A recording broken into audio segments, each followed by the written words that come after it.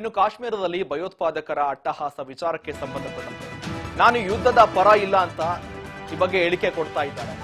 ಕಾಶ್ಮೀರದಲ್ಲಿ ಭಯೋತ್ಪಾದಕರ ಅಟ್ಟಹಾಸ ವಿಚಾರಕ್ಕೆ ಸಂಬಂಧಪಟ್ಟಂತೆ ನಾನು ಯುದ್ಧದ ಪರವಾಗಿ ಇಲ್ಲ, ಯುದ್ಧ ಅನಿವಾರ್ಯತೆ ಇಲ್ಲ, ಕಠಿಣ ಕ್ರಮವನ್ನ ಕೈಗೊಳ್ಳಿ. ಮೈಸೂರಿನಲ್ಲಿ ಸಿಎಂ ಸಿದ್ದರಾಮಯ್ಯ ಹೇಳಿಕೆ ಕೊಡ್ತಾ ಇರುವಂತದ್ದು, ನಾನು ಪಾಕಿಸ್ತಾನದ ಜೊತೆ ಯುದ್ಧ ಮಾಡುವ ಪರ ಇಲ್ಲ, ಪಾಕಿಸ್ತಾನದ ಜೊತೆ ಯುದ್ಧದ ಅನಿವಾರ್ಯತೆ ಕೂಡ ನಿರ್ಮಾಣವಾಗಿಲ್ಲ, ನಾನು ಯುದ್ಧದ ಪರವಾಗಿಲ್ಲ, ಕಠಿಣ ಕ್ರಮವನ್ನ ಕೈಗೊಳ್ಳಿ ಹೀಗಂತ ಸಿಎಂ ಸಿದ್ದರಾಮಯ್ಯ ಹೇಳಿಕೆ ಕೊಡ್ತಾ ಇದ್ದಾರೆ. ಪಾಕಿಸ್ತಾನದ ಜೊತೆ ಯುದ್ಧ ಮಾಡುವ ಅನಿವಾರ್ಯತೆ ನಿರ್ಮಾಣವಾಗಿಲ್ಲ, ಏಕೆಂದ್ರೆ ಯುದ್ಧ ಅನ್ನೋದು ಎರಡು ದೇಶಗಳಿಗೂ ಕೂಡ ದೊಡ್ಡ ಮಟ್ಟಿಗೆ ನಷ್ಟವನ್ನ ತಂದುಕೊಡುತ್ತೆ.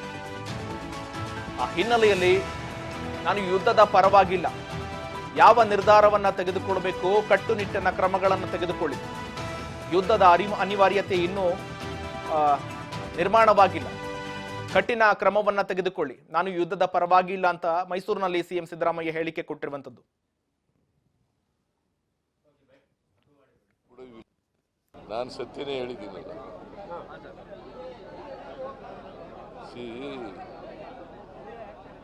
ಅಲ್ಲಿ ಭದ್ರತೆ ವ್ಯವಸ್ಥೆಯನ್ನ ಸರಿಯಾಗಿ ಮಾಡಬೇಕಾಗಿತ್ತು.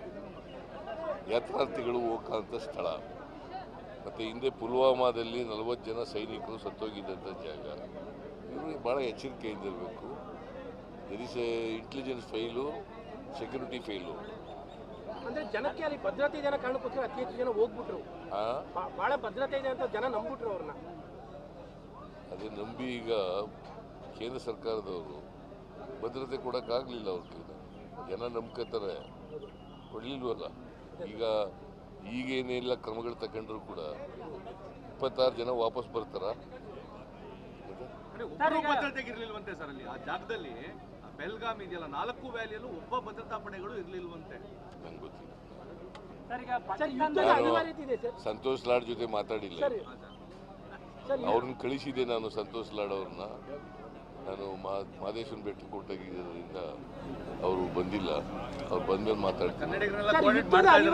ಕನ್ನಡಿಗರನ್ನೆಲ್ಲ ಭೇಟಿ ಮಾಡಿದಾರೆ ಅವರಲ್ಲಿ, ಎಲ್ಲರೂ ಕರ್ಕೊಂಡ್ ಬಂದಿದ್ದಾರೆ. ಯುದ್ಧದ ಅನಿವಾರ್ಯತೆ ಕಾಣ್ತಾ ಇದೆಯಾ? ಪಾಕಿಸ್ತಾನ ಮೇಲೆ ಯುದ್ಧದ ಅನಿವಾರ್ಯತೆ ಇದೆಯಾ? ಯುದ್ಧ ಮಾಡಬೇಕಾದಂತ ಅಗತ್ಯ ಇಲ್ಲ, ಬಿಗಿ ಕ್ರಮಗಳು ತಗೋಬೇಕು ಅಷ್ಟೇ. ಭದ್ರತಾ ವ್ಯವಸ್ಥೆಯನ್ನ ಬಿಗಿ ಮಾಡ್ತಕ್ಕಂಥ ಕೆಲಸವನ್ನು ಮಾಡಬೇಕು. ನಾವು ಯುದ್ಧದ ಪರ ಇಲ್ಲ, ನಾವು ಶಾಂತಿ ಇರಬೇಕು, ಜನರಿಗೆ ಭದ್ರತೆ ಇರಬೇಕು. ಕೇಂದ್ರ ಸರ್ಕಾರ ಭದ್ರತಾ ಕ್ರಮಗಳನ್ನು ತಗೋಬೇಕು. ಹೊರಗಡೆ ಕಳಿಸಕ್ಕೆ ಕ್ರಮ ತಗೊಳ್ತಾ ಇದ್ದಾರೆ, ಎಲ್ಲ ರಾಜ್ಯಕ್ಕೂ ಇಂಟಿಮೇಷನ್ ಕೊಟ್ಟಿದ್ದಾರೆ. ಇಲ್ಲಿ ಹೇಗಿದೆ ಸರ್ ಪರಿಸ್ಥಿತಿ? ವಾಪಸ್ ಕಳಿಸಕ್ಕೆ ದೇಶದಿಂದ ಇಲ್ಲಿ ಯಾರಿದ್ರು ಕೂಡ ವಿಲ್ ಕೋಆಪರೇಟ್. ಅವರನ್ನ ಕೇಂದ್ರ ಸರ್ಕಾರಕ್ಕೆ ಮಾಹಿತಿ ಕೊಡ್ತಕ್ಕಂಥ, ಅವ್ರನ್ನ ಹೊರಗಡೆ ಕಳಿಸ್ತಕ್ಕಂಥ ಕೆಲಸ ಮಾಡಿ. ನನಗೆ ಇನ್ನೂ ಎಷ್ಟು ಜನ ಇದ್ದಾರೆ ಅಂತ ಗೊತ್ತಿಲ್ಲ. ಕರ್ನಾಟಕದಲ್ಲಿ ಎಷ್ಟು ಜನ ಇದ್ದಾರೆ, ಮೈಸೂರಿನಲ್ಲಿ ಎಷ್ಟು ಜನ ಇದ್ದಾರೆ, ಬೇರೆ ಬೇರೆ ನಗರಗಳಲ್ಲಿ ಎಷ್ಟು ಜನ ಇದ್ದಾರೆ. ಹೆಚ್ಚಾಗಿರೋದು ಬೆಂಗಳೂರಿನಲ್ಲಿ, ಅಲ್ಲೇ ಜಾಸ್ತಿ. ಮೇಡಮ್, ಸರ್ವಪಕ್ಷಗಳ ಸಭೆಗೆ ಪ್ರಧಾನಿಯವರು ಗೈರಾಗಿದ್ದಾರೆ. ಸರ್ವಪಕ್ಷಗಳ ಸಭೆಯನ್ನ ಕರೆದುಬಿಟ್ಟು